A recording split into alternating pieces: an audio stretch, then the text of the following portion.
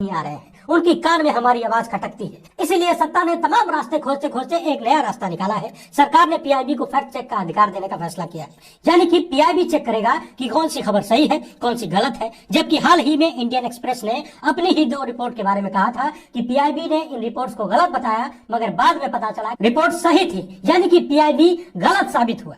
PIB यानी सत्ता के पूर्ण अधीन। जो बात सरकार को अच्छी लगेगी वो सही है, और जो बात सरकार को रास नहीं आएगी उसे गलत बताकर सोशल मीडिया से हटा दिया जाएगा। और यह भी हो सकता है कि अचानक उस चैनल को ही गायब कर दिया जाए। कुल मिलाकर सोशल मीडिया पर जो स्वतंत्र पत्रकार जनता की आवाज बन रहे हैं, सरकार से सवाल कर रहे हैं, उनकी आवाज को दबाने, उन्हें रोकने और जनता तक सच की पहुंच को रोकने का जबरदस्त सरकारी उपाय ढूंढ लिया गया है। मैंने वीडियो की शुरुआत में कहा कि ये मेरा आखिरी वीडियो है। ये बात इसलिए कहनी पड़ रही है क्योंकि हो सकता है कि जब वीडियो आखिरी हो तो ये कहने का मौका ही न मिले।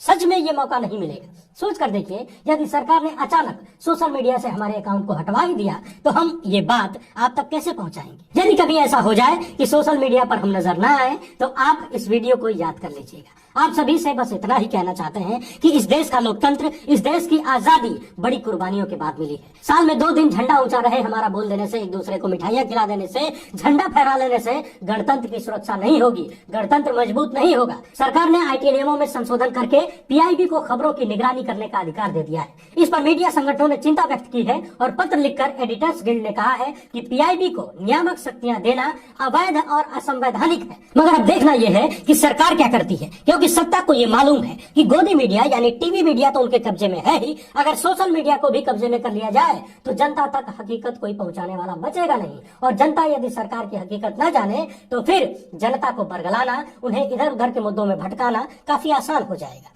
हमारे देश में सामुदायिक स्वास्थ्य केंद्र में 80% विशेषज्ञ डॉक्टरों की कमी है। इसमें सर्जन है, प्रसूति एवं स्त्री रोग विशेषज्ञ, फिजिशियन और बाल रोग विशेषज्ञ सब शामिल है। कल्पना करके देखिए, इतने बड़े देश में सामुदायिक स्वास्थ्य केंद्र में 80% डॉक्टरों की कमी, फिर भी हम विश्वगुरु बनेंगे। बिल्कुल चिंता मत करिए, क्योंकि हमारे पास एक से बढ़कर एक बलात्कारी बाबा है, चमत्कारी बाबा है, ये सब मिलकर भारत को विश्वगुरु पक्का बना देंगे। दवाई की इस रिपोर्ट का लिंक हमने डिस्क्रिप्शन में दे रखा है, आप चाहे तो जाकर विस्तार से पढ़ सकते हैं। यूपी के कुशीनगर में 8 साल का एक मासूम बच्चा रोते बिलखते थाने में पहुंच गया और थानेदार से कहा कि अंकल, पापा शराब पीकर मुझे बहुत मारते हैं, गालियां देते हैं। थानेदार से गुहार लगाते हुए बच्चे ने कहा कि आप मेरे पापा की शराब छुड़वा दीजिए, और ये समस्या सिर्फ मेरी ही नहीं है बल्कि करोड़ों बच्चों की। थानेदार ने बच्चे को पढ़ाई लिखाई की चीजें उपलब्ध कराई और उसके पिता को बुलाकर थाने में फटकार लगाई। मगर सवाल यह है कि देश में करोड़ों बच्चों को ऐसा जीवन देने के लिए, ऐसी मजबूरी में जीने के लिए मजबूर कौन करता है। आप अपने आसपास आए दिन देखते होंगे, शराब पीने के बाद पियक्कड़ लोग परिवार में किस तरह की हिंसा करते हैं। अपने परिवार को तो परेशान करते ही हैं,